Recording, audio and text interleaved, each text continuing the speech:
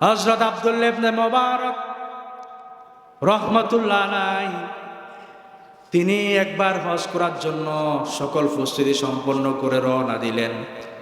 সাথে তার খাদেম। প্রতিমধ্যে দেখতে পেলেন একটা তরুণী মেয়ে একটা মরা গরু সেটা থেকে গোশত সংগ্রহ করতেছেন। আল্লাহর হাবিবের ওই প্রিয় তাবি হযরত আব্দুল্লাহ ইবনে মুবারক বিখ্যাত মুহাদ্দিস ছিলেন, বড় আলেম ছিলেন, ওই যুগের সবচেয়ে বড় আলেম ছিলেন এবং বড় বড় সিয়াসিত্তার কিতাবের ইমামদের তিনি উস্তাদের উস্তাদ ছিলেন।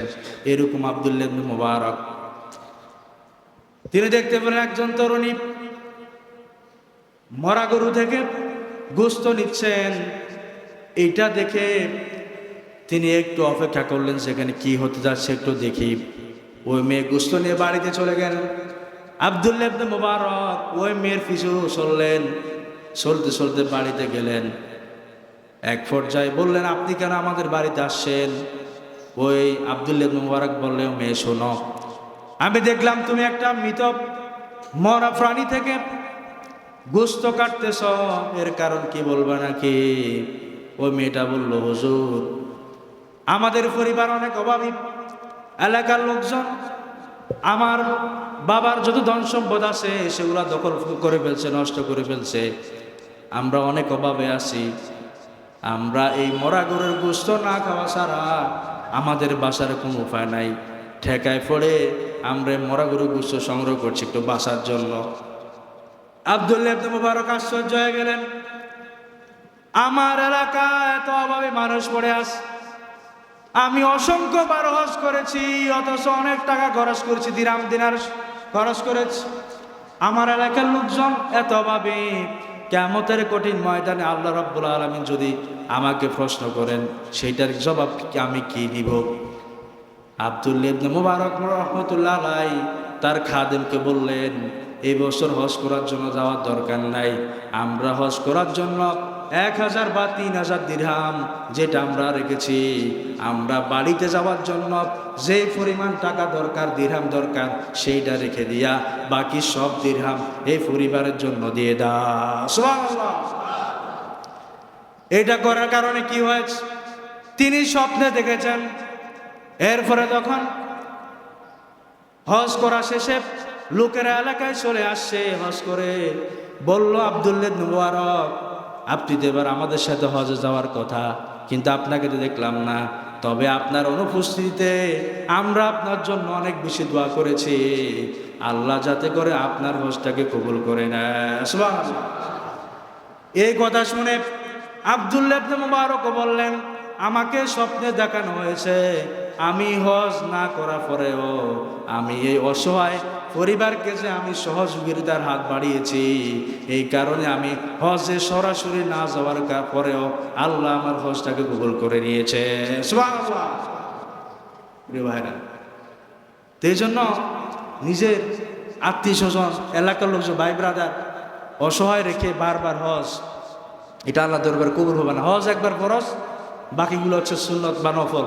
আপনি উমরা করতে পারেন মাঝে মাঝে রমজানে, সেটা আলাদা হজ, কিন্তু এলাকার মানুষকে, আত্মীয় স্বজনকে বিপদে ফেলে রেখে যাওয়ার সুযোগ নাই। এরপরে আসেন, আমরা হজ করার জন্য গেলে আমরা তালবিয়া পড়ি। কি পড়ি? তালবিয়া। সবাই আমার সাথে পড়েন, লাব্বাইক আল্লাহুম্মা লাব্বাইক, লাব্বাইক লা শারীকা লাক লাব্বাইক, ইন্নাল হামদা ওয়ান নি'মাতা লাকা ওয়াল মুলক লা শারীকা লাক। এর মানে কি?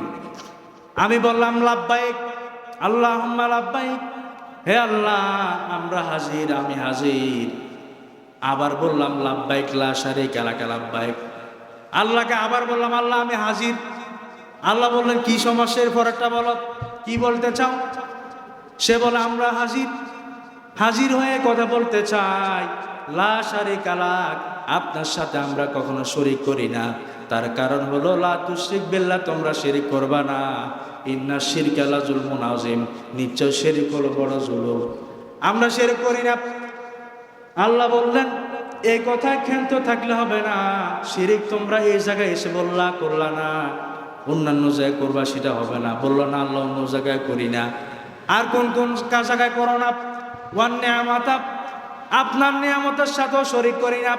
যে নিয়ামত আপনি দেন, আপনি দিয়েছেন, ওই নিয়ামত অন্য কেউ দিতে পারে, এটাও আমরা বিশ্বাস করি না, সেটাও শিরিক।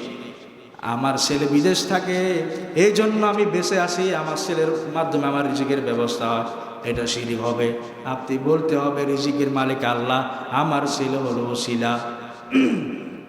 আমার এই বছর ফসল ভালো হয়েছে, যদি সার না দিতাম তাহলে আমার ফসল ভালো হতো না, এটা যদি বলি তাহলে আমি শিরিক করলাম। ফসল দিয়েছেন কে? আল্লাহ দিয়েছেন। তাহলে লাব্বাইক লা শারিকা ইন্নাল হামদা ওয়ান নিয়ামাতা, প্রশংসাও আপনার, নিয়ামতও আপনার। লাকাওয়াল মুলক, সকল রাজত্ব আপনার। সকল রাজত্ব কার? আল্লাহ। ইন্নাল্লাহা আলা কুল্লি শাইইন কাদির, নিশ্চয় সকল ক্ষমতা, সকল শক্তির মালিক আপনি। আন্নাল কুওয়াতা লিল্লাহি জামিয়া, নিশ্চয় সকল কিছু শক্তির মালিকে আপনি। ওখানে বলছি যে সকল প্রশংসা, সকল নিয়ামত, সকল রাজত্ব সব আল্লাহ। আর দেশে এসে বলতেছি যে প্রশংসা মা দেবী, মা দুর্গা কালীর, তাদের কারণে এবার ফসলটা কি হয়েছে? ভালো হয়েছে। প্রিয় ভাইরা, হয়তোবা আমরা হিন্দুদেরকে খুশি করার জন্য কথা বলছি, কিন্তু এটার কারণে আমাদের কি হয়েছে? শিরিক হয়েছে। ফসল একমাত্র আল্লাহ ভালো করেন, আল্লাহ দেন। প্রিয় ভাইরা, তো এই জন্য আমরা সেখানে আল্লাহর সাথে যে ওয়াদা করি, যদি আমরা দেশে এসে সেই ওয়াদা রক্ষা করতে পারি, সব কিছু আল্লাহর জন্য করে নেই, তাহলে আমাদের হজ কবুল হবে।